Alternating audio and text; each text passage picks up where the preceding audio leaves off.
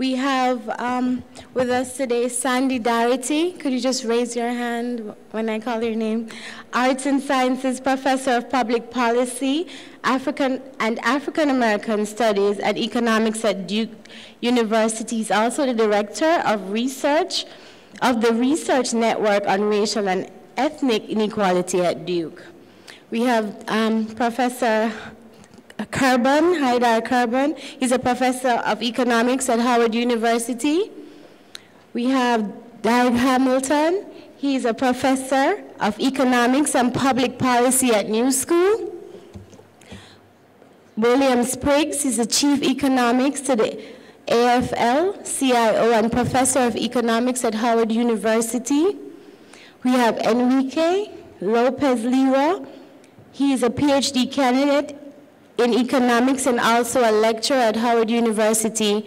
And we have Charles Betsy, professor of economics and co-director of the Race and Wealth at Howard University. A detailed biography of all the speakers, again, is included in your folder. So I'm very pleased to participate in the 4th African American Economic Summit. The first 3 summits were jointly co-sponsored by the Research Network on Racial and Ethnic Inequality with other units. The University of North Carolina at Chapel Hill's Institute for African American Research was our co-sponsor for Summits 1 and 2, and the Joint Center for Political and Economic Studies was the co-sponsor for Summit number 3. Now I'm thrilled to be participating in Summit 4 with Howard University as the primary sponsor of this event. It's very exciting. I'm also pleased to have other members of the Research Network on Racial and Ethnic Inequality here with me. You'll be hearing from Rhonda Sharp, who is our research director, later today. And you'll also be hearing from Margaret Gale, who is the progenitor of Project Bright Idea, and also Jackie Terrell, our administrative managers here. I'd like to open this panel by making an observation about yesterday's USA Today, which had a cover article that was called "Dip in Economy Not So Bad." And it was essentially an optimistic read on the trajectory of the U.S. economy despite the negative 0.1% growth rate last quarter. And I would submit that this article is a testament to how far our standards have fallen for performance of the economy. Our expectations and standards have been battered downward by the force of the Great Recession. I would like to also submit that we remain in a deep economic crisis. Wages still are falling. The wage share is the lowest percentage of gross domestic product on record. Corporate profits are at their highest share of gross domestic product on record. 20 million people report desiring full-time work. 12 million people are out of work. Poverty has risen to levels unseen since the start of the war on poverty in the 1960s, and 1/3 of the individuals who are classified as poor are persons who are at work. So related to this is the fact that the jobs that are being created by the job creators are hugely unsatisfactory.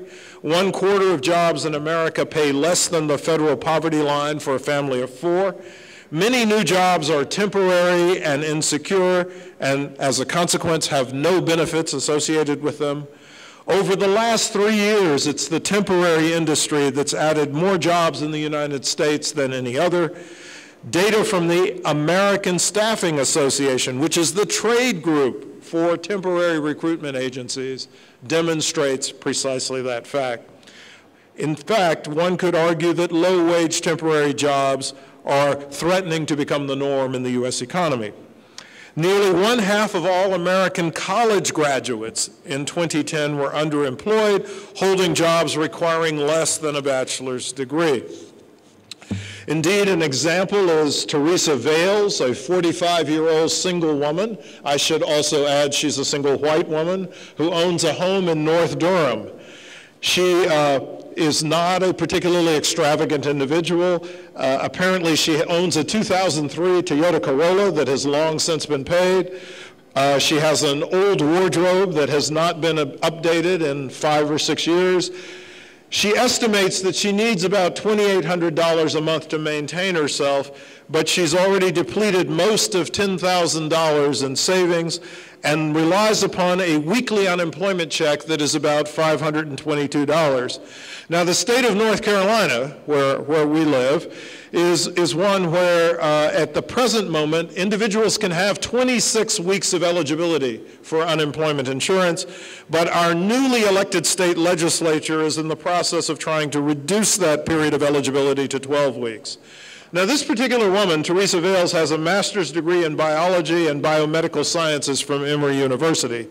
She joined a Durham biotech firm in 2010 and earned about $56,000 a year until she was laid off in January 2012. Subsequently, she's applied for 150 jobs, several with salaries much less than what she previously earned.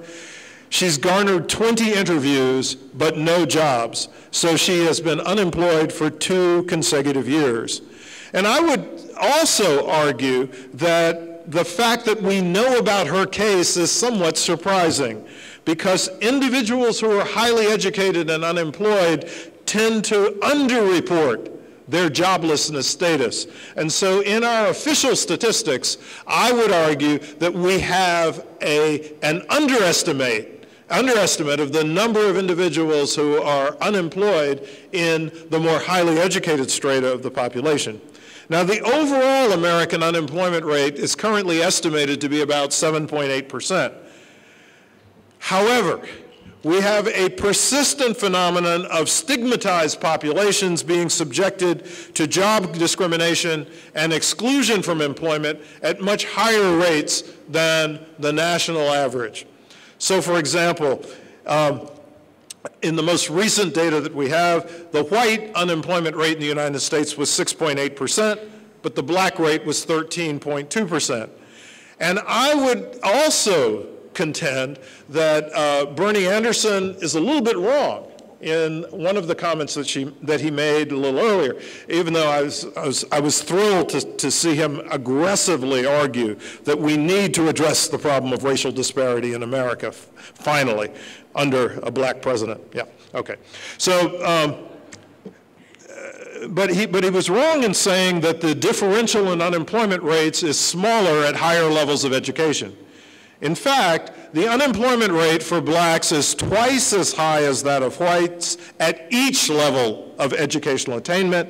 And in 2011, the unemployment rate for blacks with some college education was higher than the rate for whites with no high school diploma. Okay? Let me repeat that. The unemployment rate for blacks with some college education was higher than the rate for whites who had not finished high school. Okay? So from my perspective, the 2-to-1 gap in unemployment, which prevails at all levels of educational attainment, is one of the central indices that we have of the persistence of the degree of discrimination in the economy. Other groups that are stigmatized that suffer from high unemployment rates: ex-offenders who may be encountering rates as high as 20 to 30%. And these are ex-offenders. These are individuals who have completed their sentences. They have a tremendous amount of difficulty finding work. But another group that may be somewhat surprising in this category is military veterans, young male veterans in particular, in the 18 to 24 year age category. In 2011, they suffered an unemployment rate of close to 30%. This is higher than the young male non-veteran unemployment rate, which was in the vicinity of 17.6%. Now, I'm going to propose, as I have many times, that we adopt a federal job guarantee for good times and bad times. A permanent and universal program that I've been putting under the label of the National Investment Employment Corps. This program would provide a minimum salary of $20,000 plus benefits, including medical insurance and a portable pension plan for all employees of this public sector employment program. We would use a decentralized mechanism for identifying the tasks to be performed by canvassing the states and municipalities. And in effect, what we could do is merge our anti-poverty mission with our employment mission. That is a full employment mission by using a mechanism of direct job creation rather than attempting to indirectly produce full employment by a variety of stimulus packages. And Representative Scott, your concerns about our capacity to finance these programs would be completely addressed by the fact that we're merging the anti-poverty mission with the employment mission. And I'll come to that in a moment. What are the types of jobs that could be performed under such a program? The American physical infrastructure, which is in sharp decay, could be addressed by putting people to work on our roads and bridges, by developing and extending our rapid transit systems, by repairing and maintaining our school facilities, by introducing a quality public sector child care program, by training people to provide computer repair and upgrade services, by having teams of workers who are prepared to go into disaster areas immediately and deal with emergencies, to renovate and restore our ailing postal service system. We could structure the program in such a way that we had incentives, including job ladders, so that people could advance within the National Investment Employment Corps. We could have a training component. Now, let me be clear here. I do not believe that people are out of work because there is a skills mismatch issue. There is a shortage of employment at all skill levels. People are not out of work because they are unproductive. They are unproductive because they are out of work. What we can do with this proposal is put America back to work at full employment through the direct provision of new jobs.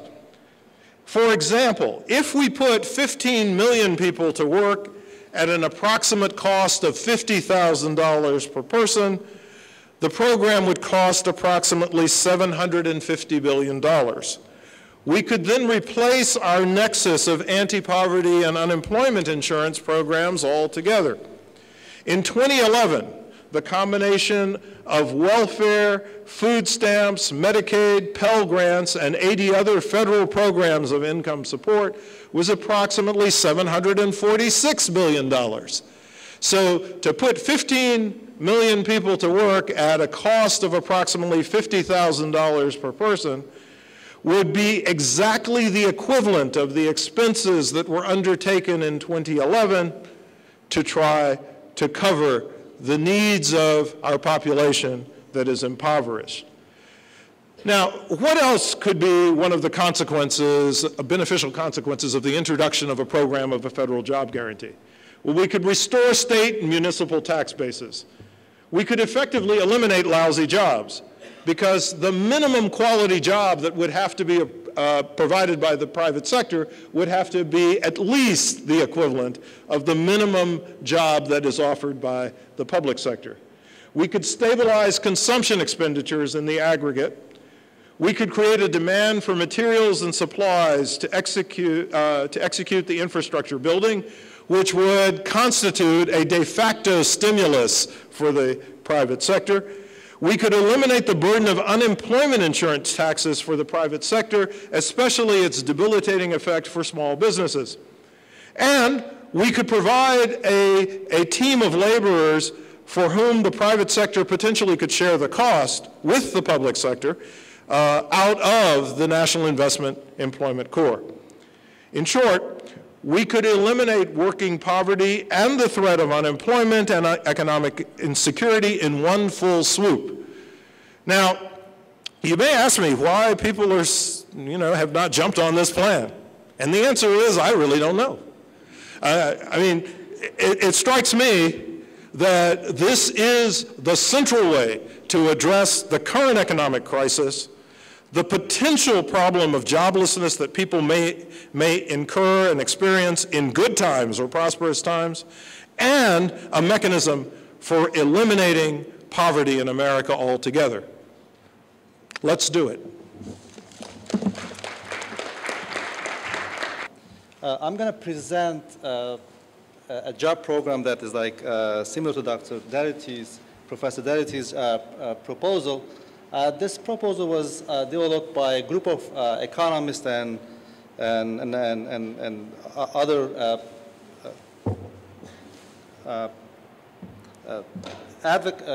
the activists in Chicago. And to be fair, we started this program before the Great Recession has started. So the group was kind of working on this in 2007, late in 2007. And then the purpose was that there were some observations. The observations were that the U.S. economy, how do you do that? Yeah. Every recession, during the recovery, the recovery would be more costly than the previous ones. So you would have longer unemployment periods, you would have lower jobs, and some of the industries would disappear. So the recovery would never be as stronger as before. So we had 6 principles for this job program, and the first principle is that the failure of the private economy to generate jobs in long term. So the reason that we have such a weak recovery, post World War II, is that the private economy has failed to produce long-term jobs. So in fact, if you look at here, after the recessions, the unemployment will be like, the recovery period will be like, after 1990 was 23 months. After 2001, it was 39 months. If you go back compared to the most recent recessions to the older ones, the recoveries are weaker and the job growths are weaker too. So U.S. private economy failed to produce jobs at the rate needed. So this is the first observation that we make, and this is the first objective. The second one is that labor force segmentation. Now, Professor Darity and others, they talked about it. So as we know that we have jobs are not allocated randomly across the different state of the labor force. So you have discrimination at institution levels. You have gender discrimination, race discrimination. So, and these are evident from the income distribution. If you just look at the the median incomes of different groups, it's kind of a self-evident. And the second one is that we have, occupation distribution is also reflects that point that we have, this labor force segmentation. If you just look at this graph, we see the percent of the males in each industry. These are the employments, and it's clear. Just, I don't have to repeat it more. The third one is that, as Professor Darity, said before, it's really the reason that people are unemployed is not that, they don't have matching skills and other things. It's just the reason that people are unemployed is that because of lack of economically and socially useful work to be done. And although there are needs in the economy that, needs to be met, so those needs are so we have that there's a lot that can be done in the economy that either private sectors cannot do it, or the government is not a good conducive, or it cannot do that through taxing policies or incentives. So what do we propose? We need to replace our, and upgrade our infrastructure. We need to renew much of the work done by the CCC and the similar programs in our parks and recreation areas. And also another important factor is that when you compare U.S. to other developed countries, that there is this deficit in healthcare provision. And the next one is that I want to show is that it's the public sector. So the size of the public sector versus the income inequality. Again, you see that U.S. is the size of public sector is very low compared to other OECD countries, and the countries that you have more government involvement, they have less income inequality. And this is a good example. Is that, for example, look at Sweden, where the public sectors as a percent of GDP is around 30%, 28%, and their Gini index is 0.23 compared to US 0.45. Okay, so the sixth objective is that jobs program as redistributive policy. In other words, there has to be redistribution. The money has to come from somewhere to improve the job situation. So, and this is based on there is a need for restructuring the U.S. economy. So what we are arguing is that there was an industrial policy in this country up to the Great Recession, actually still it goes on, and that was the financial sector. The financial sector was really getting big in that, and they were getting a lot of subsidies from the government. So, so this crisis, it presents an opportunity to kind of restructure the economy. So let me just kind of give you the numbers, how we want to do it, what is the proposal. So the size, how big is the CPEC's jobs program? So it includes the number of jobs needed to be, we have underemployed and employed, we want, and how many jobs we are proposing? We are proposing that the economy should produce 4 million to 5 years jobs over the 2008-2013 period. And unfortunately, the economic scenario did not change, so our forecasts, our numbers are still relevant. It seems like the private sector, our projection was that the private sector produces 1.5 and 1.6 million jobs in this 5-year period, and it seems like our projections were not off. So as the economy grows or recovers, the private sector is not going to produce those 4 to 5 million jobs. So which means that there has to be a government involvement. So there is a 3.5 million jobs per year from the direct or indirect government action to get our 4 million year job creation target.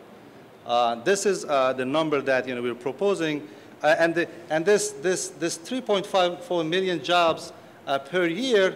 It's basically the purpose is that to bring down the unemployment rate so low that you also reduce the unemployment rate for the discriminated groups in the labor market. So this is if you want to look at the longer paper, you can go to the CPEC online website and you will see our more detailed discussion about that. So what jobs should be created? Well, we don't differ from Professor Deridy's jobs proposal on that. Most of the jobs that are going to be created is going to be government jobs. They have to be. And also the investments in the jobs that for the forward-looking industries, for example, green technologies and other things. So since I have time limitation here, let me just say that what is the cost of this program. So the point is that, as I said before, we did have an industrial policy.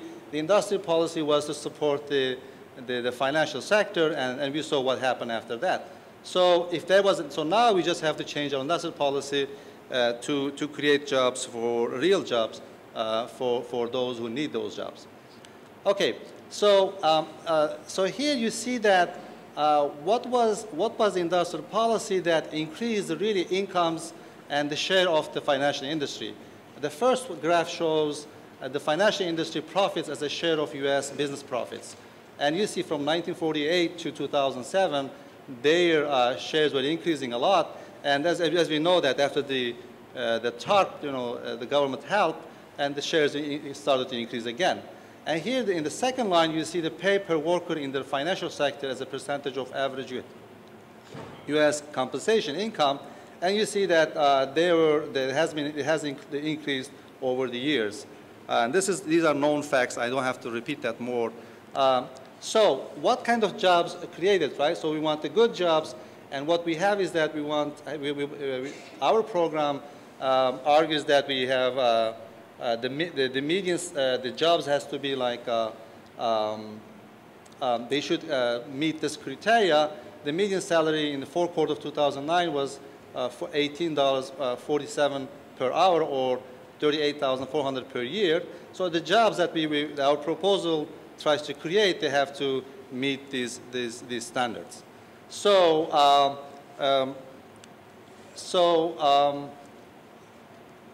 what else do these jobs they offer? Of course, they're going to be permanent jobs. They're going to be full employment. There's going to be not temporary. And also, they're going to be good jobs that long-term, not temporary. Okay, I don't have, so what is the cost of the program? So when you design a program like that, you kind of, we felt like we have to show how much it's going to cost and how we propose to fund this program. So in our calculations, the total annual cost varies from 158.6 billion years per year, and for 5 years, it will be like $860 billion in total. So, and this was about, in 2000, about 6% of the US GDP. So, and remember that each 1% decline in unemployment costs the federal spending, federal taxes received by about, the spending by $90 billion.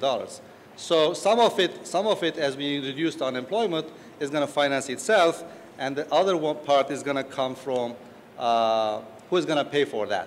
And this is going to come from the financial sector. That's what this is. This is how, and let me just show that. So there has been in other countries discussion about the taxing the financial transactions, and what we proposed in that is doing something like this. And let me just show the how we're going to do that. And this tax that we propose is not something new. Instead, in fact, there was a paper in 1987 by Summers himself. He was proposing a tax like that, that the financial sector taxes are going to decrease the speculation in the financial markets, and also we might benefit fund some of these programs. So so this is the famous quote from Keynes. And when the financial market, when the capital development of a country becomes a byproduct of the activities of a casino, the job is likely to be ill done. This is the famous quote. And from the casino economy to the real economy, what we propose that to reduce the speculation by taxing and also using that revenue to fund these jobs. So if you have if you want to, I can explain more on detail on this program if you have questions. And you can also go to cpagonline.org to get the full program and more updates. Thank you very much.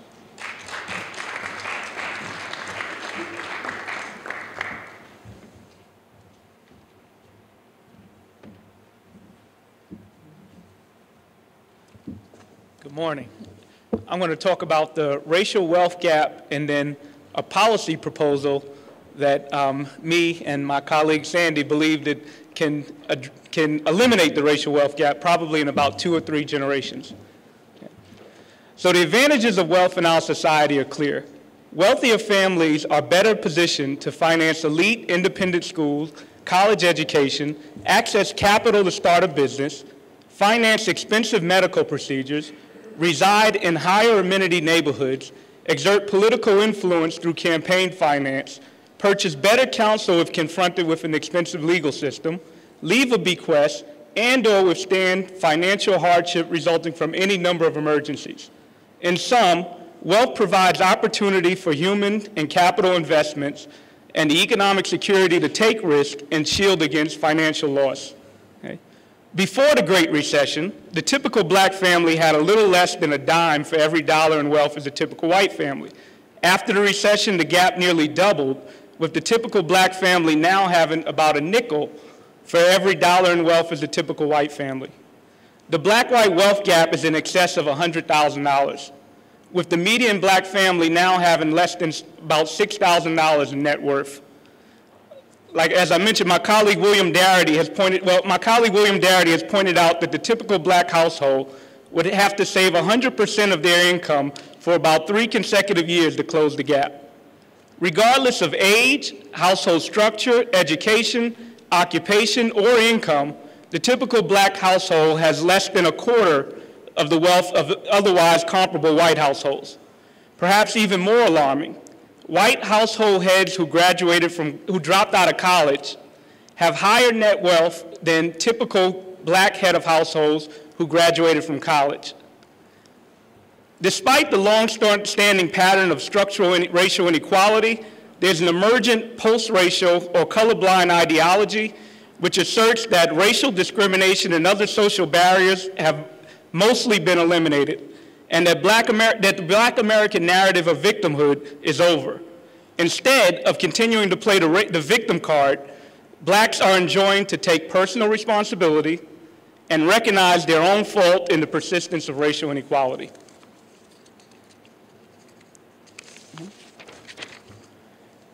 The roots of this discourse, put forth by conservatives, liberals, whites, and blacks alike, can be traced to the 1965 Moynihan Report, in which black families are characterized as being caught up in a tangle of pathology. But if racial barriers are largely a thing of the past, what explains the dramatic and persistent racial wealth gap? The conventional explanations are, first, in search of immediate gratification, blacks are less frugal when it comes to savings. So Bernard Anderson talked about this earlier. However, it is not historically the case, nor is it ever been, it's not historically the case, nor is it now the case, that blacks are more profligate than whites.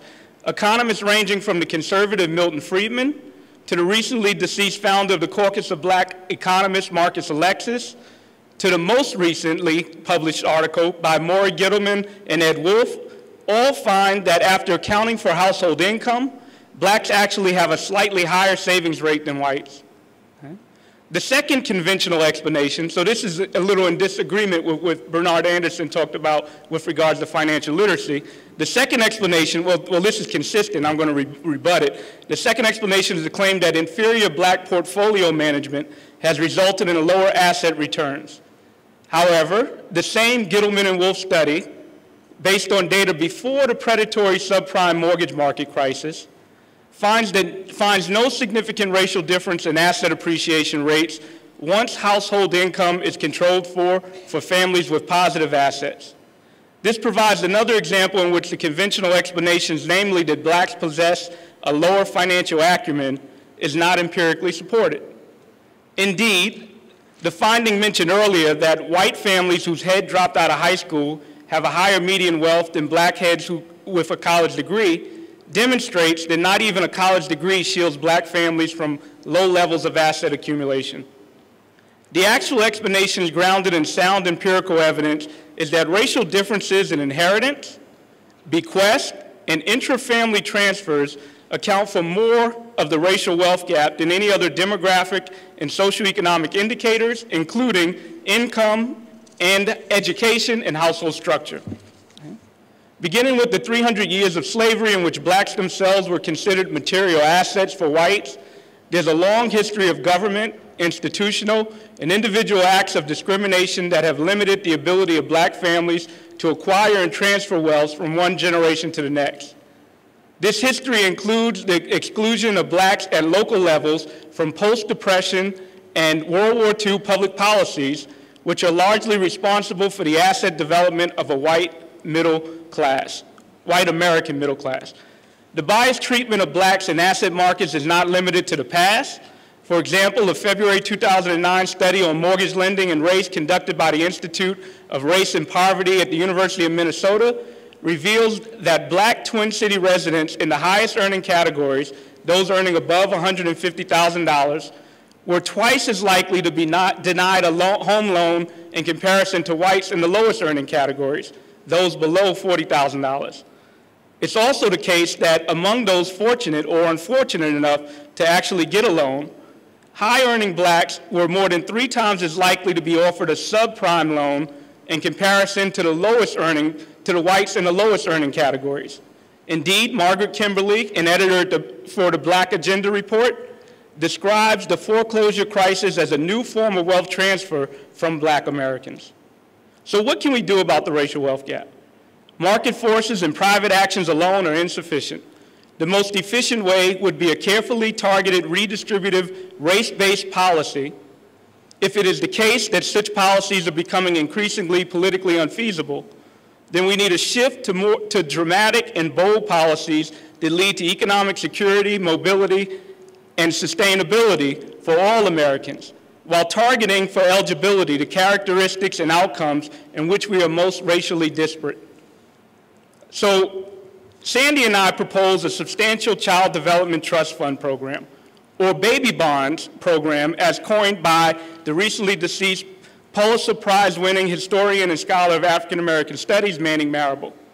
The baby bonds program would be designed to promote an opportunity for asset development for all newborns, regardless of race and the financial position in which they are born.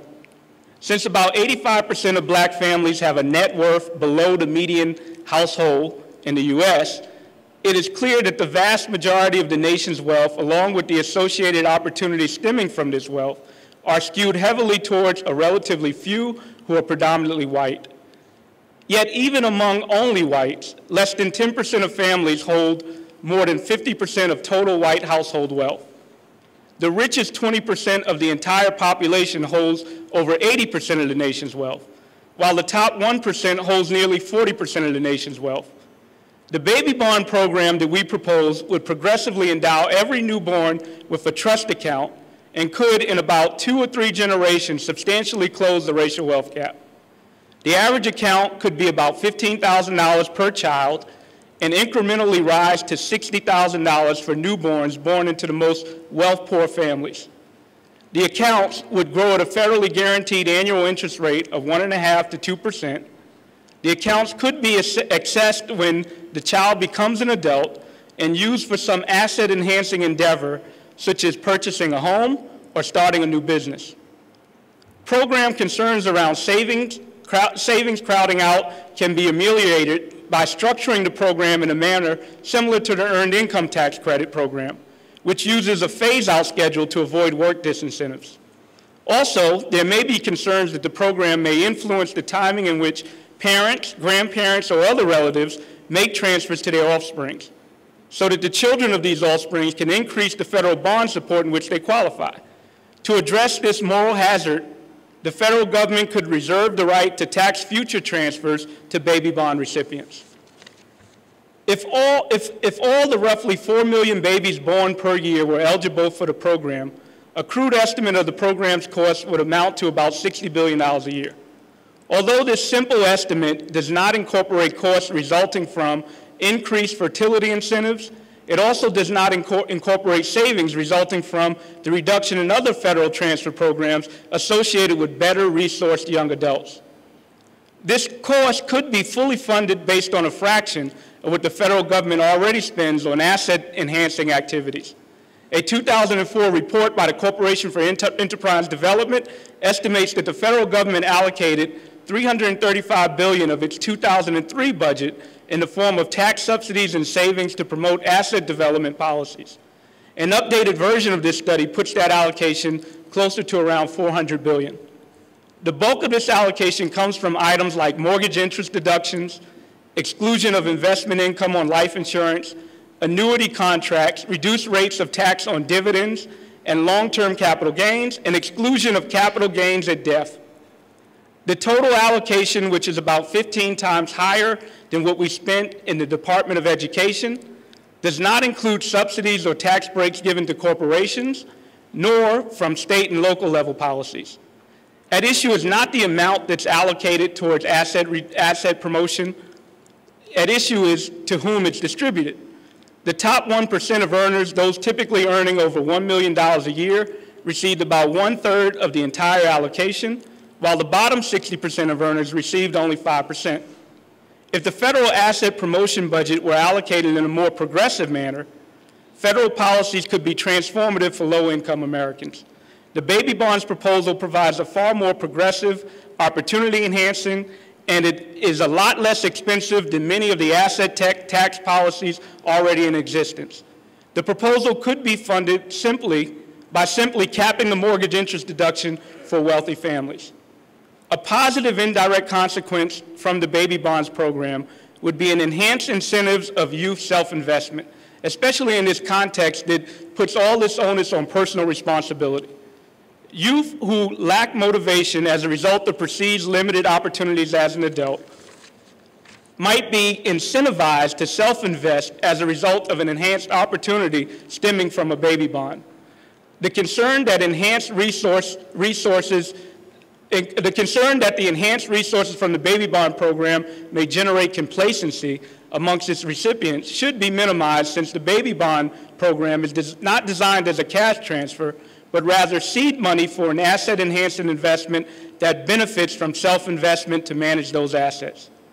A negative indirect consequence from the baby bonds program would be the enhanced incentive of predation from the financial institutions aimed at exploiting the larger share of young adults with financial capital to invest. Thus, a well-designed baby bond program should be coupled with financial reform to curtail those incentives.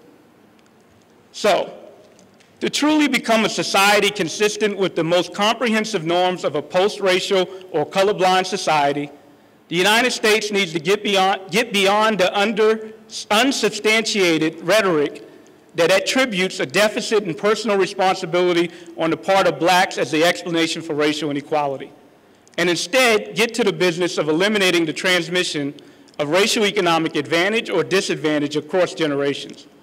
Public provisions of a substantial trust fund for newborns from well-poor families would go a long way towards achieving this American ideal, and it would provide asset-building opportunities and access to economic security for all Americans, regardless of race.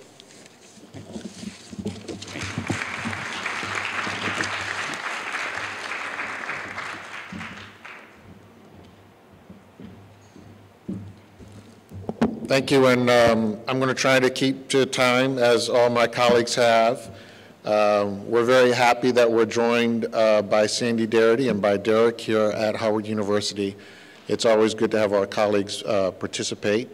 And I just want to, because my time is shorter than those who gave presentations, limit it to a portion about what has not been discussed, and then give some direct comments about the things that have been discussed. What this downturn did is highlight some things that we did not experience during the Great Depression, things that we did not think about. During the Great Depression, we did have a few states that actually did go bankrupt, just as we have some municipal governments now going bankrupt. But the size of the stimulus from the second term, and we want to keep this in perspective, the second term of FDR, not the first term of FDR, sort of helped to address some of the things that states faced. But what is clear from this downturn that is unique in the post-World War II era is something that we should have learned from Katrina and from other catastrophes. We do not insure the public sector. Our demand for schooling, our demand for safe communities, that doesn't abate even though our incomes may have fallen, even though revenues at the local level may have fallen. What has happened in this recovery is that we have not addressed what happens to the public sector. So as a result, we are still down over 600,000 jobs in the public sector. Most of those are teachers. So in the midst of what we're doing, we have decimated our investment in our future by increasing class size for our children. No one is discussing the adequate replacement of those public sector workers. None of that demand has gone away. Every week we get reminded of how unsafe our country is, whether it's a young high school student being shot in Chicago or a young 5-year-old being kidnapped or a whole classroom of first graders being murdered. Our demand for safety has not gone down. Our demand for teachers has not gone down. Our demand for roads has not gone down. So the supply of those things should not go down. So we have to think about how do we insure the public sector. There are two elements to insuring the public sector that we have not considered. We have not considered what market failure means.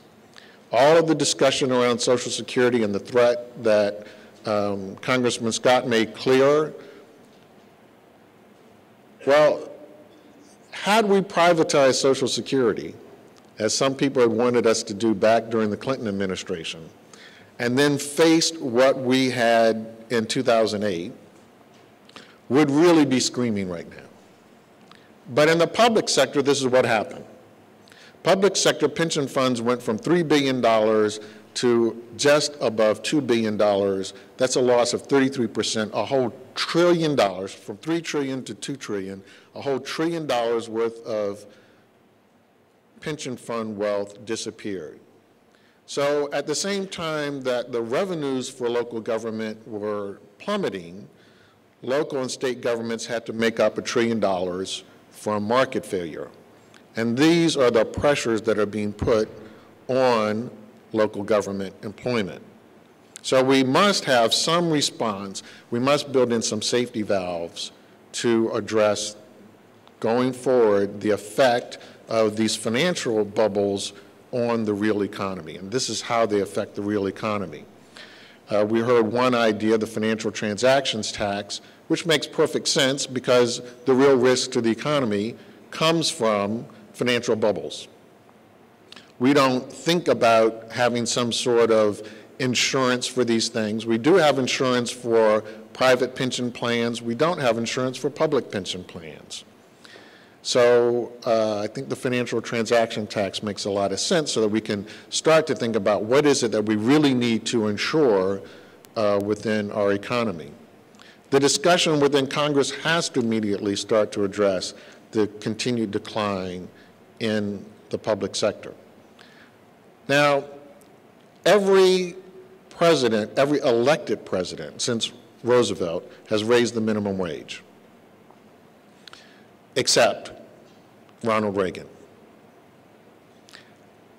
President Obama did not raise the minimum wage his first term. This is his term to raise the minimum wage. Now, the minimum wage needs to get back to its historic level, which is half the minimum wage, half the average wage. Now, when it gets back to that, that means we're talking somewhere around $12 an hour in order to restore the floor of our labor market. Now, that doesn't mean you have to do it instantly. There are glide paths one can imagine that get us there, but until we get the minimum wage to be back to half the average wage, then all of the statistics that Dr. Darity brought out, that is, the whole issue of those who are working and poor, this real oxymoron of working and poor, will continue to be the case. And of course, if you had a $12 an hour minimum wage, then you're talking somewhere around $24,000 a year. So somewhere in our discussions has to be the restoration of the minimum wage and the restoration of the low-wage labor market. We have not talked here about immigration reform, which has to be part of the conversation because we have to restore normalization to the low-wage labor market. We cannot have normalization of the low-wage labor market with people living in the shadows, with job opportunities being in the shadows, and with working conditions being in the shadows. It's absolutely necessary that we bring everyone out of the shadows and normalize their relationships so that they can have normal working conditions. But those of us in the African American community should not limit ourselves to the discussion of the low-wage part. We have to be engaged in the discussion of the H-1B visa and the high-wage labor market discussion going on. Remember, African Americans are far more likely to major in computer science than are whites. At one point, we were twice as likely to major in computer science as whites. That is a black job. Historically, it has been a black job. If you think about when the companies first get computers, it was really to mechanize the personnel function. It was to run wage data and to do payroll checks and accounting functions. That took the place of women and blacks, and those who had those jobs initially in data processing were women and black. Look at Prince George's County. That county is the middle-class black mecca because those are black IT workers. So we cannot excuse ourselves from the discussion of the high-wage information technology and immigration question. Those are our jobs, and those are the jobs that we're doing now. I want to challenge my colleagues to be very bold as they think about responses to the current crises. There's a tendency, unfortunately, to think of the administration as a monolith. There are lots of people inside the administration from very different perspectives. When those on the outside take positions that are to the right of people inside the administration, then you neuter the people in the administration who are your friends. If you don't speak the truth, if you're trying to negotiate with yourselves before you negotiate with the administration, you hurt the debate that goes on inside the administration. So we have to learn how to play the inside-outside game in a far more aggressive way. That doesn't mean you disrespect the president, as some people think is the way to do it.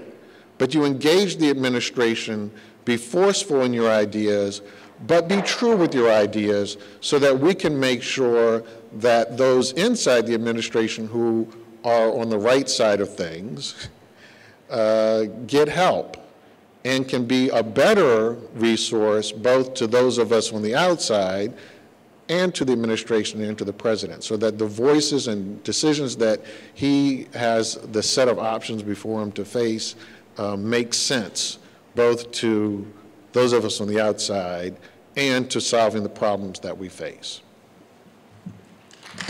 Good afternoon. It's afternoon now. So I was asked to talk about the direction of labor markets, and so when I first thought about this, I thought maybe they wanted me to give a quantitative forecast of where labor markets are going, and then I quickly remembered the old joke that economists are here to make weather forecasts look good, so I'm not going to do that. But economics has also been called the dismal science before, and so true to that, I would qualify what I believe the direction of labor markets is, or the prospects of labor markets is bleak. And it's bleak for a number of reasons, I think. One is, as you've heard all morning long, the racial disparities are ubiquitous and they're persistent.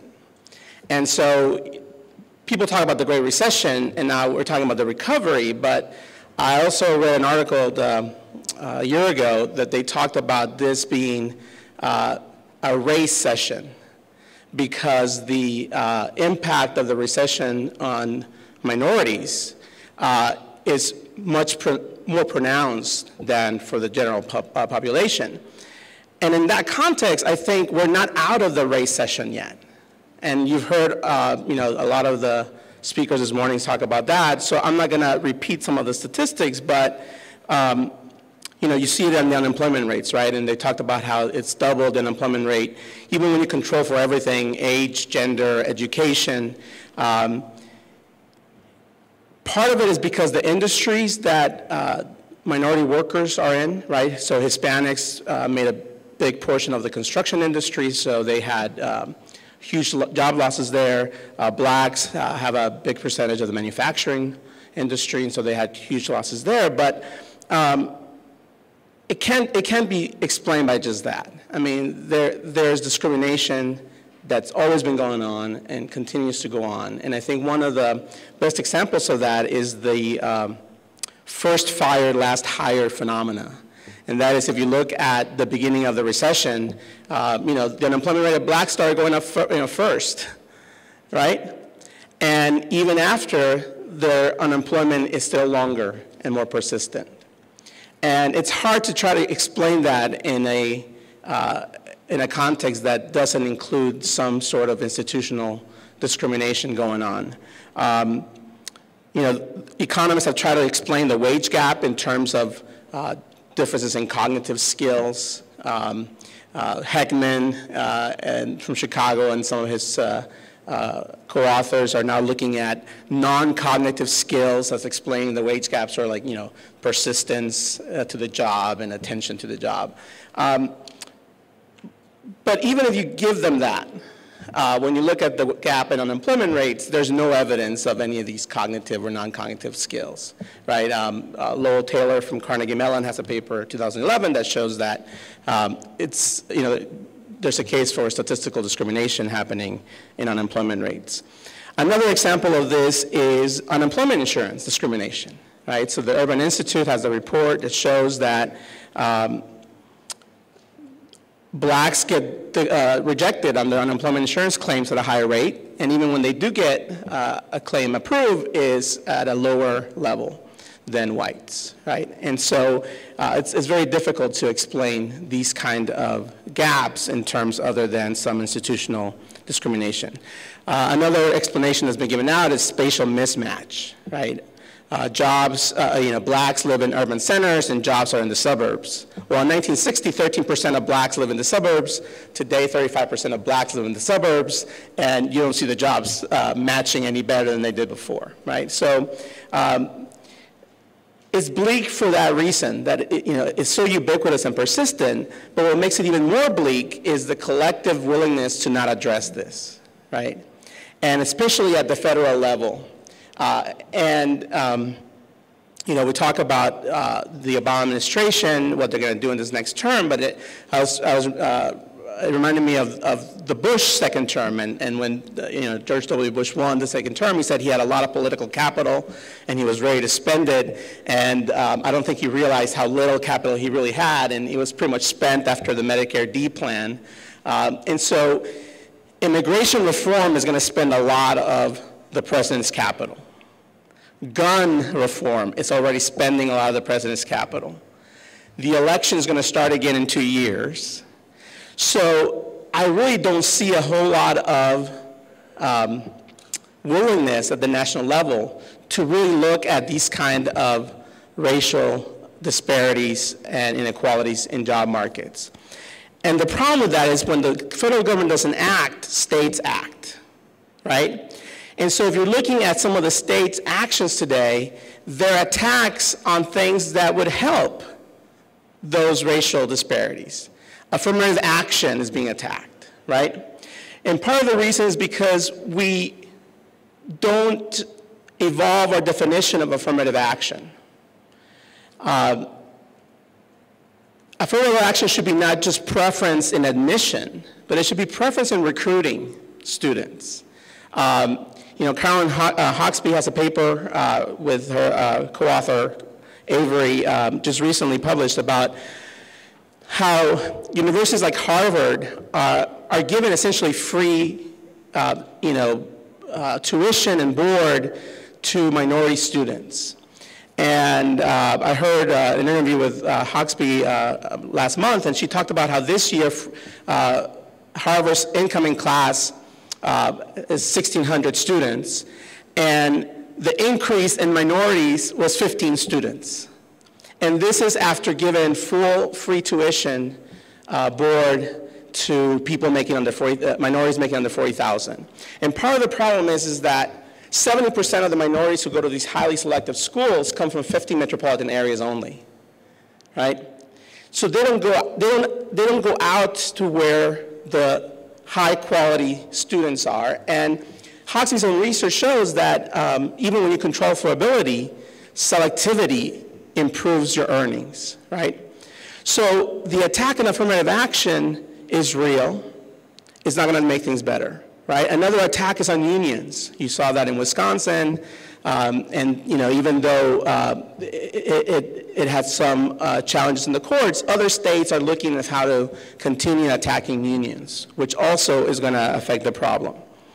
In education, charter schools, right? There's some studies showing that charter schools are increasing segregation. They're being used to segregate students. And there's a whole body of literature in economics of education showing that peer effects have an impact on outcomes, student peer effects, when you control for teacher ability. And so segregating students more is not going to help prepare them for those future jobs that require more education. But just staying on the thing of education, the other concern to me is that education bubble, the debt on the student loan debt that keeps growing and growing and growing, and the returns to that education is not there. Right? The returns to education is being questioned because a lot of these students that do graduate, like one of the panelists talked about, have to become underemployed or take jobs at pay cuts because they cannot find high-paying jobs in their fields. And what's troubling to me is that at the local level, officials have no problem giving tax breaks to corporations to have them move in because they're going to create jobs. But the jobs they're creating are not secure, high-paying jobs, right? So I'm from Arizona, which has a wonderful legislature, and I say that in the most facetious way possible, right? They're happy to give, I mean, they've been, the city of Glendale has been shelling money for the last 5 years to keep the Phoenix Coyotes hockey team in Glendale. And if they had spent any of that money in hiring teachers, providing, after-school care, right? They would make a much bigger impact than giving corporate welfare out. So for those reasons, I think the future is bleak for job markets is because this collective unwillingness to tackle the problem head on. Thanks. Good afternoon. I realize I'm the only thing standing between you and lunch, so I'll try to be brief. Very pleased today to be able to join this panel and be a part of this forum to discuss these issues. They are important issues for the African American community and for the nation. And I want to focus my comments on two areas that have been discussed to some extent: employment and wealth in the Black community. And I'll take a somewhat different, maybe a more modest approach than some of my colleagues on the panel have taken in terms of what I would propose as policy. Not to say that I disagree necessarily with the thrust of the policies that are being proposed, but that I think that there may be some questions that are yet unanswered that the policy proposals may prejudge. So I had expected that by the time I came up that this would be the 5th time you'd seen this chart, but my predecessors on the panel have not chosen to show it, so I'm glad I included it. It's just a recapitulation, if you will, a summary of what we've seen in the economic cycle over the last few decades. But you can see the peak in the unemployment rate most recently with the Great Recession that extended from December 2007 to June 2009, with, I think, for most of us understanding that even though the National Bureau of Economic Research, which officially classifies recessions beginning and ends, we know that through now, even the anemic economic reports show that we've got a long way to go in terms of recovering from this Great Recession.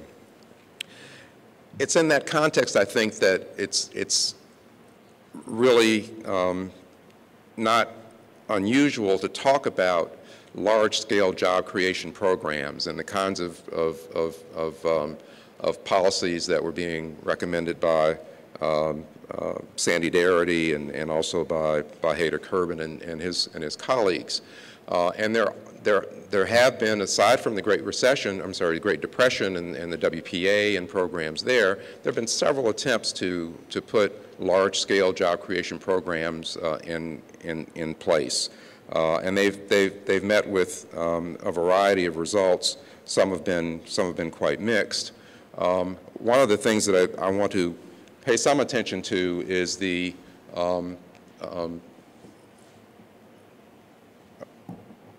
American Recovery and Reinvestment Act, which had as a little noticed subsidized jobs program.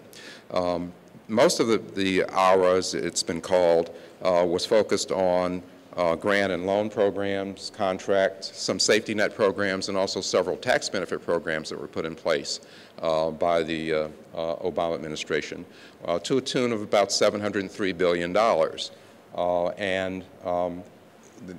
Because of the political restrictions in terms of what could be done and what could be gotten through Congress, all those funds needed to be spent by October 30th of 2011, which meant that, again, those funds were phasing out in many communities while the recession was still underway.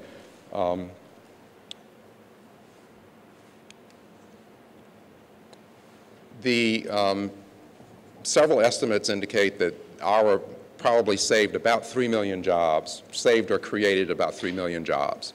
The Congressional Budget Office estimates that it had an impact on raising gross domestic product by some amount, lowering unemployment rates by relatively small amounts, but overall having a significant impact on the economy, as Congressman Scott mentioned earlier. And there are some estimates that that OUR had a significant anti-poverty effect because of the nature of the targeting of the spending in many of the programs that it supported. There was in OUR a little noticed, as I said before, subsidized jobs program that allowed states through block grants to create an emergency fund to support either existing or new programs for subsidized jobs. TANF, as you may recognize, is the Target Assistance to Needy Families program, and it is focused on low-income families. And so those jobs were for adults and youth eligible for TANF programs in 39 states. And the Center on Budget and Policy Priorities estimates that it probably supported about 260,000 people over the 2 years that the program existed at a cost of about $1.3 billion. I think one of the things that's been learned is that both in this program and others is that you can create large-scale job creation programs. You can create counter-cyclical job programs. The benefits from those programs extend not just to the individuals involved, but also to the communities and their families, and that those programs can be implemented at a reasonable cost. But you also have to pay attention to the structure of those programs in terms of defining the eligible population, how the benefits are to be provided, the infrastructure through which those programs are to operate, and the funding, and finally evaluating the programs and their impacts. And I'll just say here that where I'm going with this is that while it may be necessary or desirable to have a large-scale job creation program, I think we probably need more definition to the kinds of concerns that I mentioned there in defining those programs. I applaud Professor Kerbin and his colleagues for the specificity that they've put into talking about their proposal, and I would commend that sort of approach to my colleague Professor Darity as well, because I think that there are some real issues that would need to be addressed to make that kind of a program a real one. I wanted to just briefly talk about the impact of the recession on wealth. It's been mentioned earlier. African American wealth decreased by about 53% from 2005 to 2009. The wealth of white households decreased by about 19%, and that of Hispanics decreased by about 66% between 2005 and 2009. And for African American families, the fact that they experienced that decrease indicated that the wealth ratio had declined to its lowest level since data have been collected in the 25 years that data have been systematically collected on wealth holdings. So significant impact on the African American community. The question of what to do about it, again, I think is something that is deserving of significant attention. I think that the question about or the policy of a child account or the baby bonds is certainly one approach, and there have been a number of state programs put into effect to do something like that, not nearly as generous as the one that's being discussed. But again, here I would suggest a modest proposal, and that is that we consider the possibility of some demonstration programs to look at the effects of the likely effects of adopting a program in let's say the baby bonds area and bringing it to scale at a national level. I hearken back to the days of the Office of Economic Opportunity, in part because I guess I was associated with some of those research efforts. But the federal government used to have a very robust activity involved with demonstration programs, and the Office of Economic Opportunity was a real greenhouse, if you will, for incubating ideas and looking at programs that were designed to redress, particularly the income inequality that existed in this nation, by doing a demonstration and experimental programs for community health centers that still exist today, Head Start, Job Corps, experimenting with large-scale programs like a negative income tax, a guaranteed income, and so on. And so I would suggest that sort of approach might be important particularly for the baby bonds question, because there are issues, as was mentioned, there are issues about fertility effects that such a program might have. There are also issues about family structure, about labor force participation, about own education and other things that could be studied as opposed to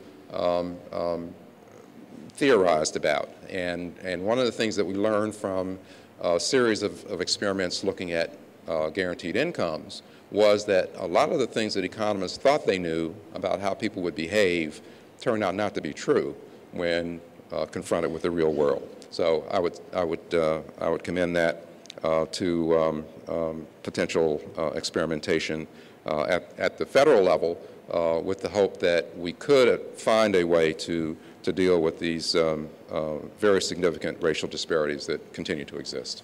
Thank you very much.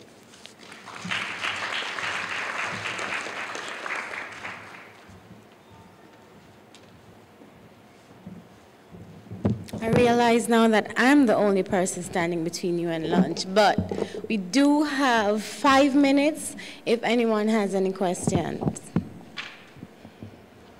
Quick question. Okay. Michael Scott, Equity Matters. We work Baltimore Place Matters.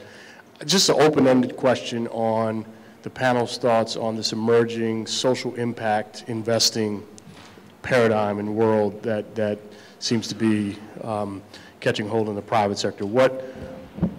In what ways could this new interest and this new mechanism be used in a traditional economic sense to push some new creative opportunities for communities of color? Well, I think that social investment can have a positive role, but we should not mistake that for the size and the dimension and the issues involved in the getting out of the current problem that we're in.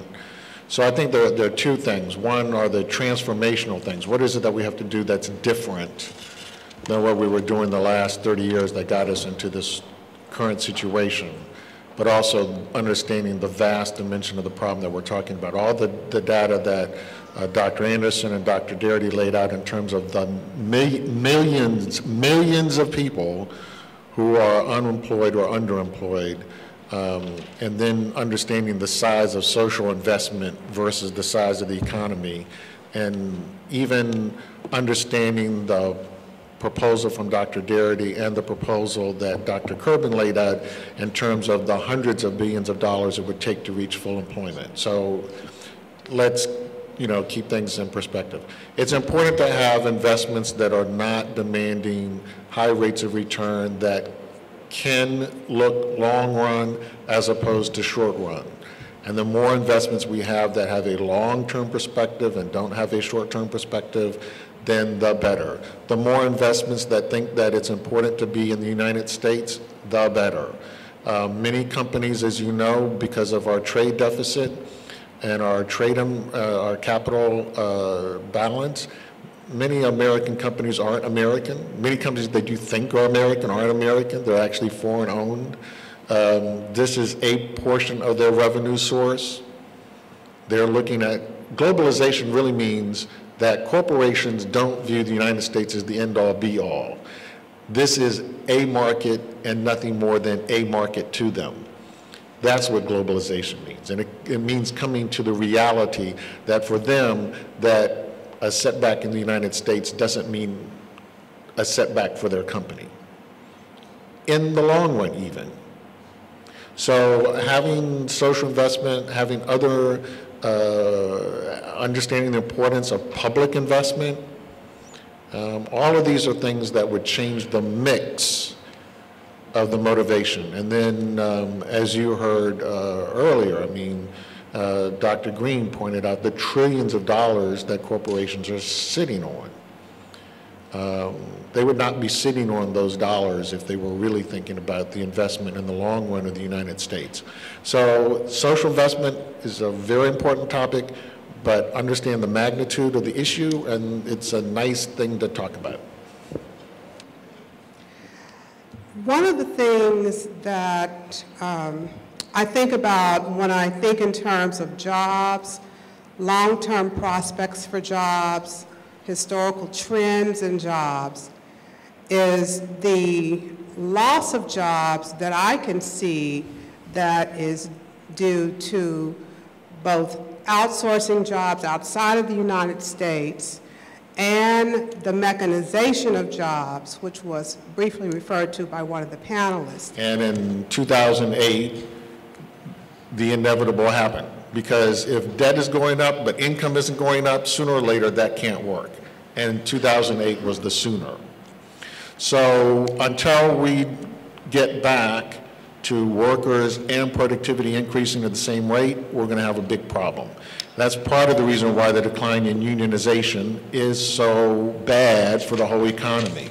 Until workers are at the table being able to bargain about, okay, I'm twice as productive, where's my pay?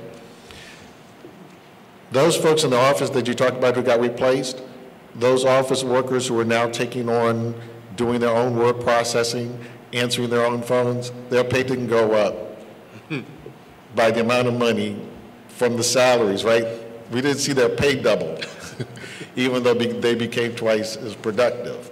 And that's the problem that we're currently facing. We have to put these back together, and the institutional mechanism is to give workers the voice to bargain about what's the relationship between productivity and wages.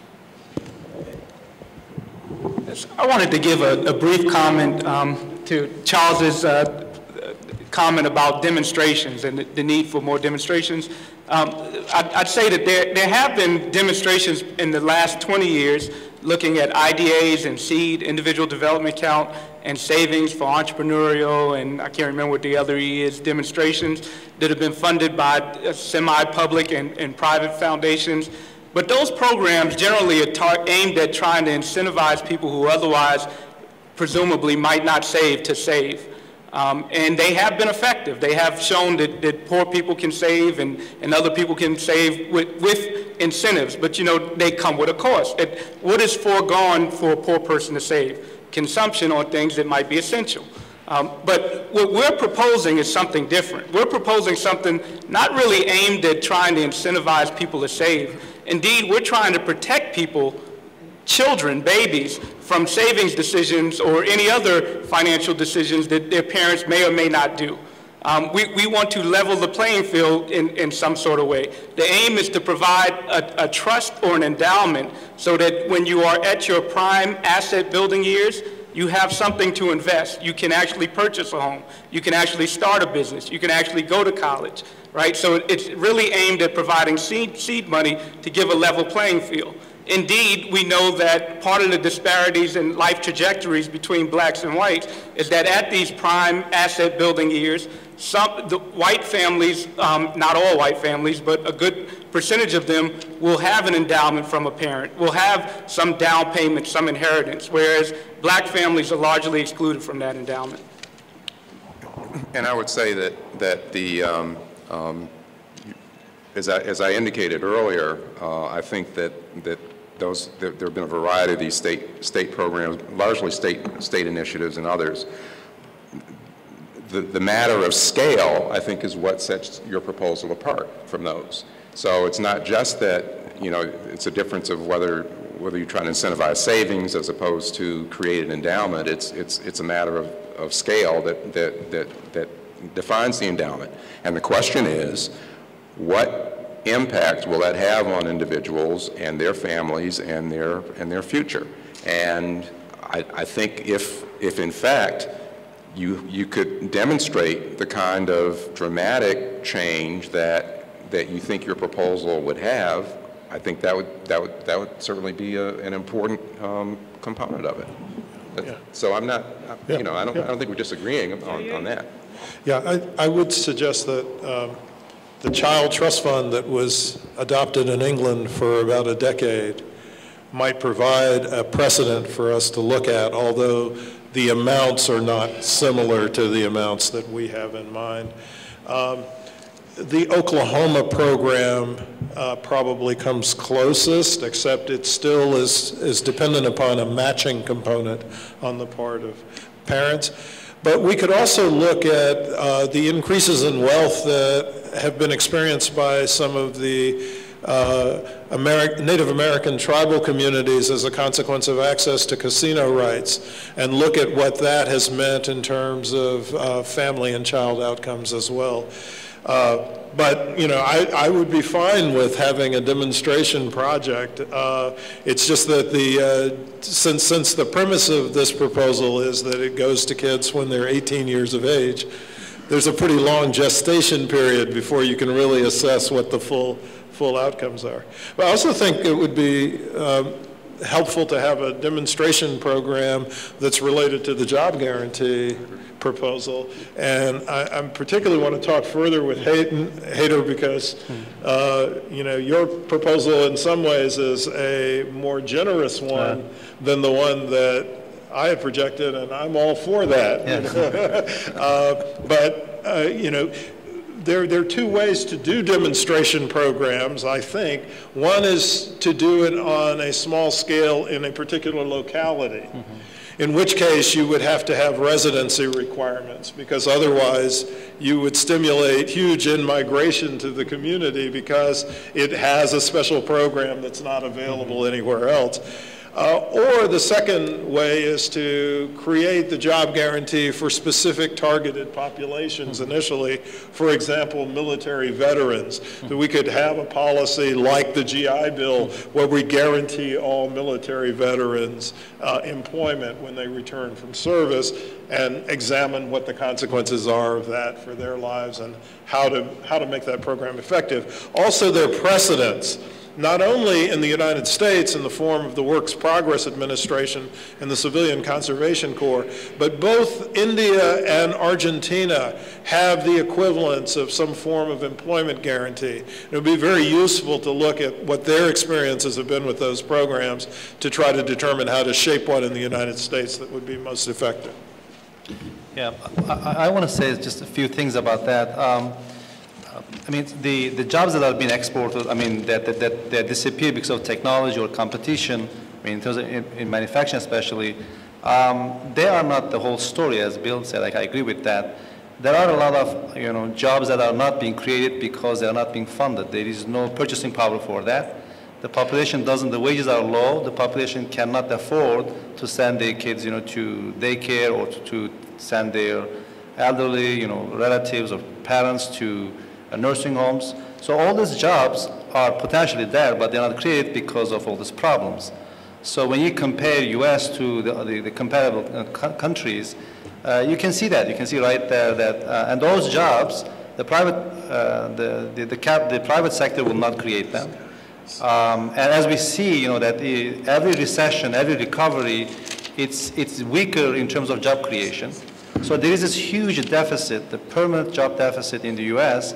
that somehow has to be addressed, and that has to be done through the government involvement. And there are a lot of proposals that are being, I think these are all, there is no conflict or there is no inconsistency between the programs.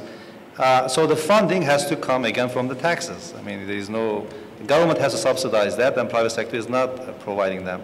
They have not done it in the past, and they will not do it. But there's no reason to assume that there will be suddenly, these jobs are going to be created because the private sector will invest in this. And the issue is not, as was expressed before, is not that because interest rates are low or high, or the cost of capital is high. No, it's not. Or there is a lack of capital. That's not the case, too. So, and that's why the government has to get involved in this permanently, not only just during the recessions.